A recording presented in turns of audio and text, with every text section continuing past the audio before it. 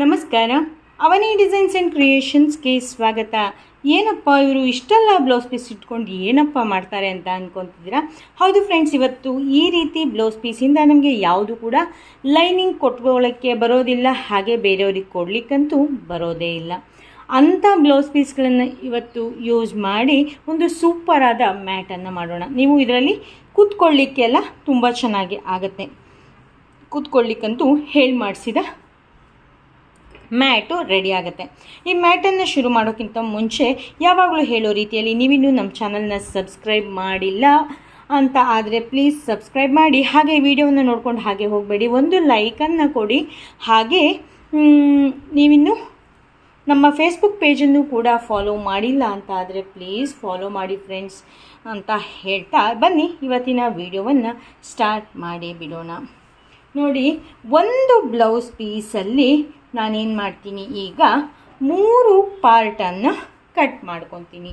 ಆ blouse piece ಎಷ್ಟು ಉದ್ದಕ್ಕಿದೆ ಅಂತ ನೋಡಿಕೊಂಡು ಕಟ್ ಮಾಡ್ಕೊಳ್ಳಿ, ಅಗಲ ಎಷ್ಟಿದೆ ಅಂತ ನೋಡಿಕೊಂಡು ಒಟ್ಟು 3 ಪೀಸು ಬರೋ ರೀತಿಯಲ್ಲಿ ಮಾಡಿಕೊಂಡು ಕಟ್ ಮಾಡ್ಕೊಳ್ಳಿ. ಹೇಗೆ ಬೇಕಾದ್ರೂ ಕೂಡ ಮಾಡ್ಕೊಬೋದು, ಇಷ್ಟೇ ಅಳತೆ ಅಷ್ಟೇ ಅಳತೆ ಅಂತ ಇಲ್ಲ. ಇಷ್ಟೇ ನಾನು ಹೀಗೆ ಮಡ್ಚ್ಕೊಂಡಿದ್ದೀನಿ, ಒಟ್ಟು 3 ಫೋಲ್ಡ್ ಆಗಿದೆ. ಈಗ ಹೀಗೆ 3 ಫೋಲ್ಡ್ ಆದಮೇಲೆ ನಾವು ಕಟ್ ಮಾಡಿ ತೆಕ್ಕೊಂಬಿಡ್ಬೇಕು. ಅಂದರೆ ಒಂದೊಂದು ಬ್ಲೌಸ್ ಪೀಸಲ್ಲಿ 3 ಪೀಸನ್ನು ನಾವು ಮಾಡ್ಕೊಬೇಕು. ಕೊನೆಗೆ ನಾವು ಅಳತೆಯನ್ನು ಕರೆಕ್ಟಾಗಿ ಮಾಡ್ಕೊಳ್ಳೋಣ. ಏನಕ್ಕೆ ಅಂದರೆ ಒಂದೊಂದು ಬ್ಲೌಸ್ ಪೀಸು ಒಂದೊಂದು ರೀತಿಯಾದ ಪನ್ನ ಇರುತ್ತೆ, ಅಂದರೆ ಅಳತೆ ವ್ಯತ್ಯಾಸ ಇರುತ್ತೆ. ಒಂದು 75 ಸೆಂಟಿಮೀಟ್ರ್ ಇರುತ್ತೆ, ಒಂದು 80 ಇರುತ್ತೆ, ಒಂದು 1 ಮೀಟ್ರ್ ಇರುತ್ತೆ. 1 ಮೀಟ್ರ್ ಇರೋವಂಥದ್ದು ಯೂಸ್ ಮಾಡ್ಕೊಳ್ಳಿಕ್ಕೆ ಬರುತ್ತೆ. 75, 80 ಇದು ಬಿಟ್ಟರೆ ನಮಗೆ ಏನು ಮಾಡೋಕ್ಕೂ ಅಷ್ಟು ಬರೋದಿಲ್ಲ. ತೆಳು ಇದ್ದವರಿಗಾದರೆ ಅಡ್ಡಿಲ್ಲ, ದಪ್ಪ ಇರೋರಿಗೆಲ್ಲ ಬ್ಲೌಸಿಗೆಲ್ಲ ತುಂಬ ಕಷ್ಟ ಆಗುತ್ತೆ. ಸ್ಲೀವ್ಸಿಗೆ ಪೀಸು ಶಾರ್ಟೇಜ್ ಆಗುತ್ತೆ. ಈಗ ಏನು ಮಾಡಬೇಕಪ್ಪ ಅಂತ ಅಂದರೆ, ಎಲ್ಲ ಬ್ಲೌಸ್ ಪೀಸನ್ನು ಕೂಡ ಇದೇ ರೀತಿಯಾಗಿ 3 ಪೀಸನ್ನು ಕಟ್ ಮಾಡ್ಕೊಬೇಕು. ನಾನು ಜಸ್ಟು ಒಂದು ಬ್ಲೌಸ್ ಪೀಸನ್ನು ತೋರಿಸಿದ್ದೀನಿ. ಹಾಗೆ ನಾನಿಲ್ಲಿ ಏನು ಮಾಡಿದ್ದೀನಿ, ಒಂದು ಗಟ್ಟಿಯಾದ ದಾರವನ್ನು ತೊಗೊಂಡಿದ್ದೀನಿ. ಇಲ್ಲ ನಾವು ಉಲ್ಲನ್ ಬೇಕಾದ್ರೂ ಕೂಡ ತೊಗೊಬೋದು, ಇಲ್ಲ ಬಟ್ಟೆ ಹೊಲಿಯೋ ದಾರವನ್ನೇ ನಾವು ಸಣ್ಣದಾಗಿ ಕಟ್ ಮಾಡಿಕೊಂಡು ಜಾಸ್ತಿ ದಪ್ಪ ಮಾಡ್ಕೊಬೋದು. ಹೀಗೆ ಜಸ್ಟ್ ಹೀಗೆ ಫೋಲ್ಡ್ ಮಾಡಬೇಕು, 3 ಕೂಡ ಹೀಗೆ ಫೋಲ್ಡ್ ಮಾಡಬೇಕು. ತುಂಬ ಈಸಿ ಆಗಿರುವಂತಹ ಮ್ಯಾಟನ್ನು ಇವತ್ತು ನಾನು ನಿಮಗೆ ಹೇಳ್ಕೊಡ್ತಾ ಇದ್ದೀನಿ. ನೋಡಿ, ಈ ರೀತಿಯಾಗಿ ಮಾಡಿಕೊಂಡು ತುದಿಯಲ್ಲಿ ಒಂದು ಇಷ್ಟು ಗ್ಯಾಪನ್ನು ಬಿಟ್ಕೊಳ್ಳೋಣ. ಆಮೇಲೆ ಈ ದಾರ ಇದೆಯಲ್ಲ, ಜಸ್ಟ್ ಹೀಗೆ ಒಂದು 3-4 ಸರಿ ಸುತ್ಕೊಳ್ಳಿ. ಈ ಕಡೆ ಸ್ವಲ್ಪ ಜಾಸ್ತಿ ಗ್ಯಾಪನ್ನು ಬಿಟ್ಕೊಳ್ಳಿ, ಲಾಸ್ಟಲ್ಲಿ ಗಂಟು ಹಾಕಲಿಕ್ಕೆ ಬೇಕಾಗುತ್ತೆ. ಹೀಗೆ 1-2 ರೌಂಡು ಹೀಗೆ ಸುತ್ಕೊಳ್ಳಿ. ಸುತ್ಕೊಂಡು ಆದ ನಂತರ ಏನು ಮಾಡಿ, ಇಲ್ಲೊಂದು ಗಂಟನ್ನು ಹಾಕ್ಕೊಬೇಕು, ನಾಟನ್ನು ಹಾಕ್ಕೊಳ್ಳಿ, ಟೈಟಾಗಿ ಹಾಕ್ಕೊಳ್ಳಿ. ಏನಕ್ಕೆ ಅಂದರೆ ನೆಕ್ಸ್ಟ್ ನಮಗೆ ಮ್ಯಾಟ್ ಸ್ಟಿಚ್ ಮಾಡಿದಾಗಲೂ ಕೂಡ ಇದು ನಮಗೆ ಈಸಿಯಾಗಿ ಬರಬೇಕು. ಇಷ್ಟು ಆದಮೇಲೆ ಈ ದಾರವನ್ನು ಕಟ್ ಮಾಡಿ ತೆಕ್ಕೊಂಡ್ರೆ ಆಯಿತು. ಈ ದಾರದ ಕೆಲಸ ನೆಕ್ಸ್ಟ್ ಬ್ಲೌಸ್ ಪೀಸ್ ಕಟ್ ಮಾಡಿಕೊಂಡಾಗ. ನೋಡಿ, ಇದನ್ನು ನಾವು ಲಾಸ್ಟಲ್ಲಿ ಟ್ರಿಮ್ ಮಾಡ್ಕೊಬೋದು, ಅದಕ್ಕೆ ಸ್ವಲ್ಪ ಜಾಸ್ತಿನೇ ಬಿಟ್ಕೊಂಡಿದ್ದೀನಿ. ಈಗ ಏನು ಮಾಡೋಣ ಅಂತಂದರೆ, ಜಸ್ಟ್ ಜಡೆಯನ್ನು ಹಾಕ್ಕೊತ ಬರೋಣ. ನೋಡಿ, ಈ ರೀತಿಯಾಗಿ ನಮ್ಮ ಜಡೆಯನ್ನು ಹೇಗೆ ಹಣ್ಕೊತೀವಲ್ಲ ಅದೇ ರೀತಿಯಾಗಿ ಸ್ವಲ್ಪ ಸ್ಟಿಫಾಗಿ, ಲೂಸಾಗಿ ಹಾಕೋಕ್ಕೆ ಹೋಗಬೇಡಿ. ಸ್ವಲ್ಪ ಸ್ಟಿಫಾಗಿ ಜಡೆಯನ್ನು ಉದ್ದಕ್ಕೂ ಕೂಡ ಹಣ್ಕೊಬೇಕು. ಫ್ರೆಂಡ್ಸ್, ನೀವು ಯಾವ ಊರಿಂದ ನಮ್ಮ ವಿಡಿಯೋವನ್ನು ನೋಡ್ತಾ ಇದ್ದೀರಾ ಅಂತ ಕಾಮೆಂಟ್ ಬಾಕ್ಸಲ್ಲಿ ತಿಳಿಸಿ. ನಮಗೆ ಯಾವ್ಯಾವ ಊರಿಂದ ನಮ್ಮ ವಿಡಿಯೋವನ್ನು ನೋಡ್ತಿದ್ದಾರೆ ಅಂತಲೂ ಕೂಡ ತುಂಬ ಖುಷಿ ಆಗುತ್ತೆ. ಹಾಗೆ ನೀವು ಯಾವ ರೀತಿಯ ವಿಡಿಯೋಗಳು ನಮ್ಮ ಚಾನಲಲ್ಲಿ ನೋಡೋಕ್ಕೆ ಇಷ್ಟಪಡ್ತೀರಾ ಅಂತಲೂ ಕೂಡ ಕಾಮೆಂಟ್ ಬಾಕ್ಸಲ್ಲಿ ತಿಳಿಸಿ. ನೋಡಿ, ಈ ರೀತಿಯಾಗಿ ಪೂರ್ತಿ ಜಡೆ ಹಾಕ್ಕೊಬೇಕು. ಒಂದು ಜಡೆ ಇಷ್ಟೇ ಅಗಲ ಬಂತು, ಇನ್ನೊಂದು ಜಡೆ ಇನ್ನೊಂಚೂರು ಜಾಸ್ತಿ ಅಗಲ ಬರ್ಬೋದು, ಇಲ್ಲ ಇನ್ನೊಂಚೂರು ಸಣ್ಣಕ್ಕೆ ಬರ್ಬೋದು. ಅದು ನಮಗೆ ಬ್ಲೌಸ್ ಪೀಸ್ ಎಷ್ಟು ದೊಡ್ಡಕ್ಕಿದೆ ಹೇಳೋದ್ರ ಮೇಲೆ ಡಿಪೆಂಡ್ ಆಗುತ್ತೆ.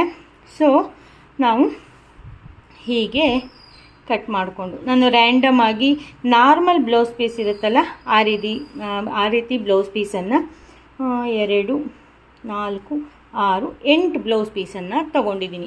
ಅಂದರೆ ಒಂಚೂರು ಅಗಲಕ್ಕೂ ಬಂದರೂ ಕೂಡ ಚೆನ್ನಾಗೇ ಕಾಣಿಸುತ್ತೆ, ಕೂತ್ಕೊಳ್ಳಿಕ್ಕೂ ಕೂಡ ಆರಾಮಾಗಿ ಕೂತ್ಕೊಬೋದು ಅಂತ.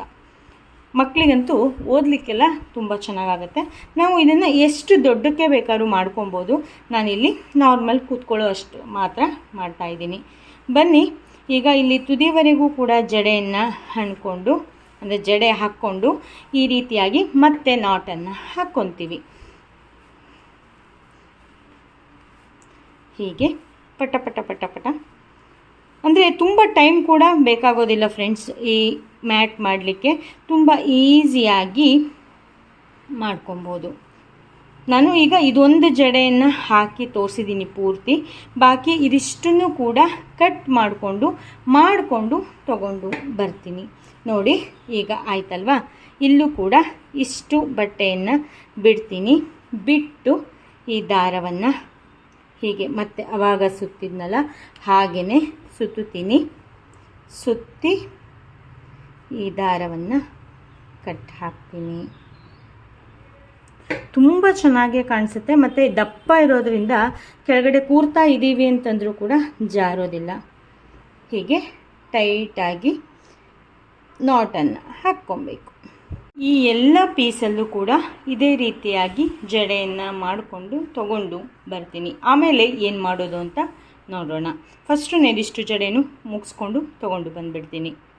ನೋಡಿ ಎಲ್ಲವನ್ನೂ ಕೂಡ ಜಡೆ ಹಣ್ಕೊಂಡು ತೊಗೊಂಡು ಬಂದಾಯಿತು. ಎಷ್ಟು ಚೆನ್ನಾಗೇ ಕಾಣಿಸ್ತಾ ಇದೆ ಅಲ್ಲ, ಎಷ್ಟು ಸ್ಟಿಫಾಗಿ ಬಂದಿದೆ ನೋಡಿ. ಈಗ ನಾನು ಒಂದು ಸೂಜಿ ದಾರವನ್ನು ಪೋಣಿಸಿ ಇಟ್ಕೊಂಡಿದ್ದೀನಿ. ಈಗ ಒಂದೊಂದು ಬ್ಲೌಸ್ ಪೀಸು ಒಂದೊಂದು ಅಳತೆ ಇರುತ್ತೆ. ಆವಾಗ ಏನು ಮಾಡಬೇಕಪ್ಪ ಅಂದರೆ, ಜಸ್ಟ್ ಇದು ಸ್ವಲ್ಪ ಸಣ್ಣ ಇದೆ ಅಂತ ಅಂದ್ಕೊಳ್ಳಿ. ಆವಾಗ ನಾವು ಸ್ಟಿಚ್ ಮಾಡಬೇಕಾದ್ರೆ ಜಸ್ಟ್ ಹೀಗೆ ಎಳ್ಕೊಬೇಕು. ಎಳ್ಕೊಂಡು ಸ್ಟಿಚ್ ಮಾಡೋದ್ರಿಂದ ಅದು ಎಲ್ಲದೂ ಕೂಡ ಕರೆಕ್ಟಾಗಿ ಅಳತೆ ಬರುತ್ತೆ. ನಾವಿಲ್ಲಿ ಲಾಸ್ಟಿಗೆ ಬಟ್ಟೆ ಇದೆಯಲ್ಲ, ಅದನ್ನು ಏನು ಮಾಡೋಣ ಅಂತ ಕೊನೆಗೆ ನೋಡೋಣ. ನಾನೀಗ ಫಸ್ಟ್ ಏನು ಮಾಡ್ತೀನಿ, 2 ಪೀಸನ್ನು ಇಲ್ಲಿ ತೊಗೊತೀನಿ. 2 ಪೀಸನ್ನು ತೊಗೊಂಡು ಈ ನಾಟನ್ನು ಹಾಕಿರ್ತೀವಲ್ಲ, ಈ ನಾಟಿಗೆ ಕರೆಕ್ಟಾಗಿ ಬರೋ ರೀತಿಯಲ್ಲಿ, ಅಂದರೆ ಇವೆರಡು ಒಂದೇ ಲೈನಲ್ಲಿ ಬರಬೇಕು. ಇಲ್ಲ ಅಂತಂದರೆ ವ್ಯತ್ಯಾಸ ಆಗುತ್ತೆ. ಬಟ್ಟೆ ತುಂಬ ಲೇಯರ್ ಇರೋದ್ರಿಂದ ಹೊಲಿಯೋದು ಸ್ವಲ್ಪ ಕಷ್ಟನೇ ಆಗುತ್ತೆ. ಬಟ್ ಹೊಲಿದ್ರೆ ನೀಟಾಗಿ ಹೊಲ್ಕೊಂಬಿಟ್ರೆ ತುಂಬ ಚೆನ್ನಾಗಿ ಬಾಳಿಕೆ ಬರೋದ್ರಲ್ಲಂತೂ ಪಕ್ಕಾ ಡೌಟೇ ಇಲ್ಲ. ತುಂಬ ಗ್ಯಾಪ್ ಕೊಡಬೇಡಿ. ಒಂದು ಸರಿ ಈ ಕಡೆ ಹಾಕಿ, ಒಂದು ಸರಿ ಈ ಕಡೆ ಬಟ್ಟೆಗೆ ಹಾಕಿ, ಹೀಗೆ ಹಾಕಿ ಹೀಗೆ ಎಳ್ಕೋಬೇಕು. ಹಾಕಿ ಹೀಗೆ ಟೈಟ್ ಮಾಡ್ಕೊಬೇಕು. ಇಲ್ಲ ಅಂತಂದರೆ ಈ ಕಡೆ ಬಟ್ಟೆ ಇದಾಗ್ಬಿಡುತ್ತೆ. ನೋಡಿ ಈಗಿಲ್ಲೇ ತಗೊಳ್ಳಿ, ಇದಕ್ಕಿಂತ ಒಂಚೂರು ಇದಾಗಿದೆ. ಆವಾಗ ನಾವು ಎಳಿಕೊಂಡು ಸ್ಟಿಚ್ ಮಾಡೋದ್ರಿಂದ ಇಲ್ಲಿ ಇದಾಗುತ್ತೆ, ಅಂದರೆ ಸಮ ಬರುತ್ತೆ. ನೋಡಿ ಹೀಗೆ ಒಳಗಡೆ ಇಲ್ಲೂ ಕೂಡ ಹೀಗೆ,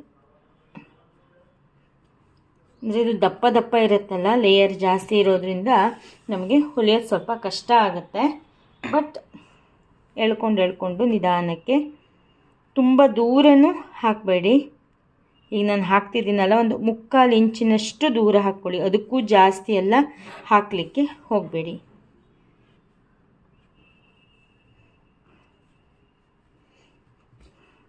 ಸ್ವಲ್ಪ ಸ್ಟಿಚ್ ಮಾಡಲಿಕ್ಕೆ ಒಂದು ಸ್ವಲ್ಪ ಹೆವಿ ಆಗುತ್ತೆ.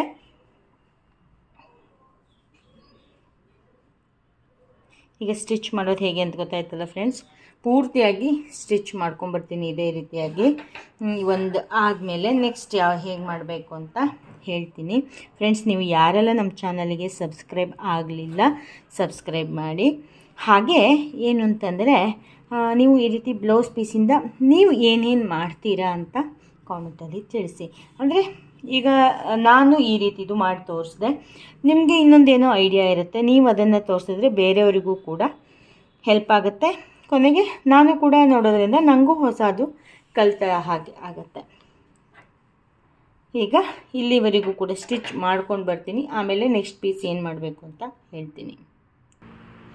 ಫ್ರೆಂಡ್ಸ್, ನಾನು ಒಂದು ಸ್ಟಿಚ್ ಆದಮೇಲೆ ತೋರಿಸ್ತೀನಿ ಅಂತ ಅಂದರೆ ಇನ್ನೊಂದು ಕೂಡ ಇಟ್ಕೊಂಡು ಸ್ಟಿಚ್ ಮಾಡಿಬಿಟ್ಟೆ. ನೋಡಿ, ಈ ರೀತಿಯಾಗಿ ಕಾಣಿಸ್ತಾ ಇದೆ. ಈಗ ಏನು ಮಾಡಬೇಕಪ್ಪ ಅಂದರೆ ಇನ್ನೊಂದು ಪೀಸನ್ನು ತೊಗೋಬೇಕು. ನಾನು ಸೆಕೆಂಡ್ ಪೀಸು ತೋರಿಸಿದ್ನಲ್ಲ, ಅದೇ ರೀತಿಯಾಗಿ ಹೀಗೆ ಇಟ್ಕೊಂಡು ಮತ್ತು ಇದರಿಂದ ಇದಕ್ಕೆ ಹೀಗೆ ಸ್ಟಿಚ್ ಹಾಕ್ಕೊಬೇಕು. ಆಮೇಲೆ ನೆಕ್ಸ್ಟ್ ಪೀಸು ಹೀಗೇ ಎಲ್ಲ ಪೀಸ್ಗಳನ್ನು ಹೀಗೆ ಇಟ್ಟು ಸ್ಟಿಚ್ ಮಾಡ್ಕೋಬೇಕು. ಸ್ಟಿಚ್ ಮಾಡ್ಕೊಂಡಾದಮೇಲೆ ಇದು ಉಲ್ಟಾ ಆಗುತ್ತೆ, ನನ್ನ ಮ್ಯಾಟು ಈ ರೀತಿಯಾಗಿ ರೆಡಿ ಆಗುತ್ತೆ. ಹೇಗೆ ಕಾಣಿಸುತ್ತೆ ಅನ್ನೋದನ್ನು ಪೂರ್ತಿ ಮುಗಿಸ್ಕೊಂಡು ಬರ್ತೀನಿ, ಆಮೇಲೆ ತೋರಿಸ್ತೀನಿ. ಇದೇ ರೀತಿಯಾಗಿ ಪೂರ್ತಿ ಸ್ಟಿಚ್ ಮಾಡ್ಕೊಳ್ಳಿ. ಸ್ಟಿಚ್ ಮಾಡಿಕೊಂಡು ತೊಗೊಂಡು ಬಂದುಬಿಡ್ತೀನಿ. ನೋಡಿ, ಪ್ರತಿಯೊಂದು ಪೀಸನ್ನು ಕೂಡ ಇಲ್ಲಿ ಸ್ಟಿಚ್ ಮಾಡ್ಕೊಂಬಂದಾಯಿತು. ಈ ರೀತಿಯಾಗಿ ಕಾಣಿಸ್ತಾ ಇದೆ. ಈಗ ಇಲ್ಲಿ ಸ್ವಲ್ಪ ಜಡೆ ಜಾಸ್ತಿ ಹಾಕಿರೋದೆಲ್ಲ ಒಂದು ಬಿಚ್ಕೊಂಡು ಮಾಡಿದ್ದೀನಿ, ಅಂದರೆ ಕೆಲವೊಂದು ಒಂಚೂರು ಇದಾಗುತ್ತಲ್ಲ ಅದಕ್ಕೋಸ್ಕರ. ಈಗ ಏನು ಮಾಡಬೇಕಪ್ಪ ಅಂತಂದರೆ ಹೇಗೆ ಕಾಣಿಸುತ್ತೆ ಅಂತ ತೋರಿಸ್ತೀನಿ. ಈಗ ಏನು ಮಾಡಬೇಕಪ್ಪ ಅಂದರೆ ಇಲ್ಲಿ ನಮಗೆ ಎಷ್ಟು ಬೇಕು ಅಂತ ನೋಡಿಕೊಂಡು ಇದನ್ನು ಈಗ ಕಟ್ ಮಾಡ್ತಾ ಬರಬೇಕು. ಅಷ್ಟು ಕಟ್ ಮಾಡ್ಕೊಂಡು ಬರ್ತೀನಿ. ನೋಡಿ, ಪೂರ್ತಿಯಾಗಿ ಕಟ್ ಮಾಡಾಯಿತು. ನೋಡಿ, ಇಷ್ಟು ಬ್ಲೌಸ್ ಪೀಸ್ ಇಷ್ಟು ವೇಸ್ಟ್ ಆಯಿತು. ವೇಸ್ಟ್ ಅಂತ ಯಾವ ವಸ್ತುಗಳು ಕೂಡ ಇರೋದಿಲ್ಲ ಫ್ರೆಂಡ್ಸ್. ಇದನ್ನು ಕೂಡ ನಾವು ಸಣ್ಣ ಪುಟ್ಟ ಪಿಲ್ಲೋ ಮಾಡಿಕೊಂಡ್ರೆ ಸೋಫಾದ ಮೇಲೆ ಇಡಲಿಕ್ಕೆ, ಅದಕ್ಕೆ ತುಂಬಲಿಕ್ಕೆ ಬರುತ್ತೆ. ಆಲ್ರೆಡಿ ಕಟ್ ಪೀಸೇ ಆಗಿದ್ದರಿಂದ ಚೆನ್ನಾಗಿ ಆಗುತ್ತೆ. ಹಾಗೆ ನೋಡಿ, ನಾನು ಇಷ್ಟು ಉದ್ದ ಇಟ್ಕೊಂಡು ಕಟ್ ಮಾಡಿಕೊಂಡೆ. ಇದನ್ನು ಈಗ ತಿರುಗಿಸಿದ್ರೆ ಯಾವ ರೀತಿ ಕಾಣಿಸುತ್ತೆ ಅಂದರೆ ನೋಡಿ, ಈ ರೀತಿಯಾಗಿ ಕಾಣಿಸುತ್ತೆ. ಮಕ್ಕಳು ಕೂರಲಿಕ್ಕೆ ಚೆನ್ನಾಗೇ ಆಗುತ್ತೆ. ಓಕೆನಾ? ಅಂದರೆ ನಮಗೆ ನಾವು ದೊಡ್ಡವರು ಕೆಳಗಡೆ ಕೂತ್ಕೊಂಡು ಏನಾದ್ರು ಓದ್ತೀವಿ ಅಂತೆಲ್ಲ ಆದರೆ ಇನ್ನೊಂದು ಸ್ವಲ್ಪ ಉದ್ದಕ್ಕೆ ಮಾಡ್ಕೊಳ್ಳಿ. ಇದು ತುಂಬ ಶಾರ್ಟ್ ಆಗುತ್ತೆ. ಇದು ನಿಮಗೆ ಇಷ್ಟ ಆಯ್ತಲ್ವಾ ಫ್ರೆಂಡ್ಸ್? ಇಷ್ಟ ಆದರೆ ಈಗಲೇ ಲೈಕ್ ಮಾಡಿ, ಶೇರ್ ಮಾಡಿ, ಕಾಮೆಂಟ್ ಮಾಡಿ. ನೀವಿನ್ನೂ ನಮ್ಮ ಚಾನಲ್ನ ಸಬ್ಸ್ಕ್ರೈಬ್ ಮಾಡದೇ ಇದ್ದರೆ ಪ್ಲೀಸ್ ಸಬ್ಸ್ಕ್ರೈಬ್ ಮಾಡಿ ಅಂತ ಹೇಳ್ತಾ ಇವತ್ತಿನ ವಿಡಿಯೋವನ್ನು ಇಲ್ಲಿಗೆ ಮುಗಿಸ್ತೀನಿ. ಯಾವ ವಸ್ತುಗಳು ಕೂಡ ವೇಸ್ಟ್ ಆಗೋದಿಲ್ಲ. ನೀವು ವೇಸ್ಟ್ ಬಟ್ಟೆಯಿಂದ ಯಾವ್ಯಾವ ಏನೇನು ಮಾಡ್ತೀರಾ, ವೇಸ್ಟ್ ಬಟ್ಟೆಯನ್ನು ಏನು ಮಾಡ್ತೀರಾ ಅನ್ನೋದನ್ನು ಕಾಮೆಂಟ್ ಬಾಕ್ಸಲ್ಲಿ ತಿಳಿಸಿ. ನೆಕ್ಸ್ಟ್ ಅಪ್ಡೇಟಲ್ಲಿ ಹೊಸ ವಿಡಿಯೋದೊಂದಿಗೆ ಮತ್ತೆ ಸಿಗ್ತೀನಿ. ನಮ್ಮ ಫೇಸ್ಬುಕ್ ಪೇಜನ್ನು ಕೂಡ ಫಾಲೋ ಮಾಡಿ ಅಂತ ಹೇಳ್ತಾ ಇವತ್ತಿನ ವಿಡಿಯೋನ ಮುಗಿಸೋಣ. Thank you. Bye, take care. ಶುಭ ದಿನ. ವಿಡಿಯೋ ನೋಡಿದ್ದಕ್ಕಾಗಿ ಧನ್ಯವಾದಗಳು. ನೆಕ್ಸ್ಟ್ ಅಪ್ಡೇಟಿಗಾಗಿ ಕಾಯ್ತಾ ಇರಿ. Thank you. Bye, take care. ಶುಭ ದಿನ.